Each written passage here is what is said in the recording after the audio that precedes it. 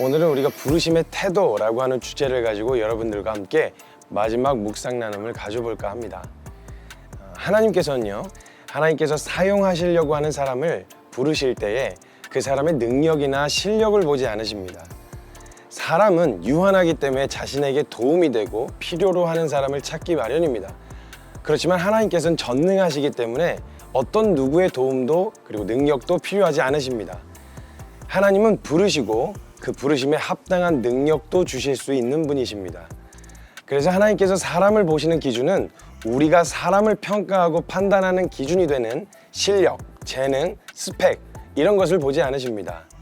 사무엘상 16장 7절 말씀에는요, 여호와께서 사무엘에게 이르시되 그의 용모와 키를 보지 말라. 내가 이미 그를 버렸노라. 내가 보는 것은 사람과 같지 아니하니 사람은 외모를 보거니와 나 여호와는 중심을 보느니라 라고 말씀하십니다. 그렇기 때문에 하나님께서 우리를 보시는 최대 관심사는 바로 마음의 중심입니다. 우리의 마음이 하나님께 향해 있는지, 하나님께 향해 있는 그 마음을 보신다라는 것입니다. 하나님께서 다윗을 왕으로 사용하시려고 하실 때 하나님께서 다윗에게 보신 것은 그의 리더십도 아니었고 그의 탁월한 능력도 아니었습니다. 하나님을 향한 마음 하나였습니다. 왕으로 기름 부음 받을 당시 다윗은 그저 소년에 불과했고 그가 해보았던 것이라고는 왕이 갖추어야 할 자질과는 전혀 거리가 먼 그저 양을 치는 목동에 불과했었고 그가 잘할 수 있는 재능이라고는 물매 돌리는 거 그거 하나뿐이었습니다. 그러나 다윗은 하나님을 경외했습니다. 그리고 하나님을 사랑하는 마음이 있었습니다. 그래서 하나님은 다윗의 능력이나 스펙, 실력을 보고 뽑으신 것이 아니라 다윗이 가지고 있는 하나님을 향한 마음을 보시고 왕으로 세우시기로 결정하신 것이었습니다. 하나님께서는 다윗을 왕으로 세우시고 왕으로서 필요한 능력은 주시면 될 일이었기에 그의 능력을 보지 않으셨어요.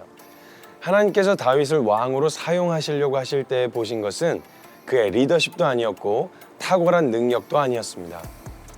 다만 하나님께서는 다윗을 왕으로 세우시기로 결정하셨던 이유가 능력이 아니라 그 마음의 중심이었기 때문에 왕의 직분을 감당할 사람으로 훈련시키신 것이 능력을 키우신 게 아니라 마음을 순전하게 하셨습니다. 그를 인도하셨던 상황들은 왕이 받아야 할 상황이 아니라 왕이 받아야 할 훈련이 아니라 다윗 마음 안에 있었던 불순물들을 제하시는 시간이었습니다. 도망자로 살면서 그리고 유다의 왕이 되어 7년 동안 그리고 통일 이스라엘 왕국을 다스린 시간 동안 하나님께서는 다윗 마음 안에 있었던 사울 그리고 다윗의 마음 안에 있었던 압살롬과 같은 마음을 제하시고 그의 마음 가운데 하나님이 왕이 되시는 과정으로 그를 인도하셨습니다. 다윗은 하나님께서 자신을 왜 왕으로 세우시기로 결정하셨는지 알고 있었습니다. 자신을 스스로 보아도 왕이 될 수 있을 만한 실력이나 능력은 없었다는 걸 알고 있었기 때문이었습니다. 그래서 하나님께서 자신을 선택하신 이유는 다른 이유가 아니라 하나님을 향한 마음 때문이었다는 것을 다윗 스스로도 알고 있었습니다. 그래서 다윗은 왕으로서 갖춰야 할 것을 먼저 생각하기보다 하나님이 자신을 선택하실 때 보셨던 하나님을 향한 마음을 지키는 데에 더 힘을 씁니다.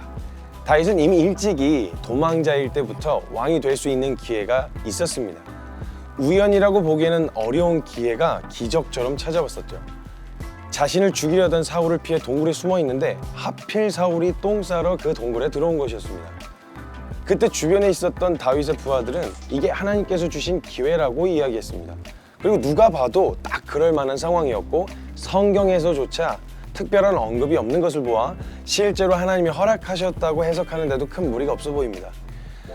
그런데 다윗은 일찍이 왕이 되는 기회를 걷어차면서 하나님이 자신을 선택하셨던 이유를 다시 기억했습니다. 그리고 다윗은 일찍 왕이 되려고 하기보다 하나님 앞에서 자신의 마음을 지키기로 결정합니다. 그리고 또다시 기적과 같은 기회가 또 찾아왔습니다. 사울을 피해 도망다니고 있던 어느 날 사울을 죽일 수 있는 기회가 찾아온 것입니다. 2번이나 기적적으로 연출된 이 상황은 누가 봐도 하나님이 하신 일이라고 밖에 설명이 되지 않는 상황이었습니다. 부하들이 다시 다윗을 부추겼습니다.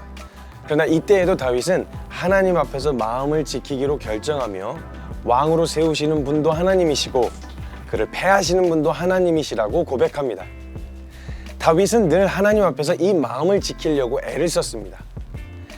어느 날 다윗이 마음을 지키지 못해 범죄한 이후에 자신의 사랑하는 아들이 반역을 저지르는 경험을 하게 되어집니다. 그때 다윗에게는 충분히 싸워볼 수 있는 전력이 있었으나 다윗은 왕의 자리를 지키려고 하지 않고 하나님 앞에서 마음을 지키기로 다시 결정하고 왕의 자리에서 스스로 내려와 다시 도망자가 되기로 결정합니다.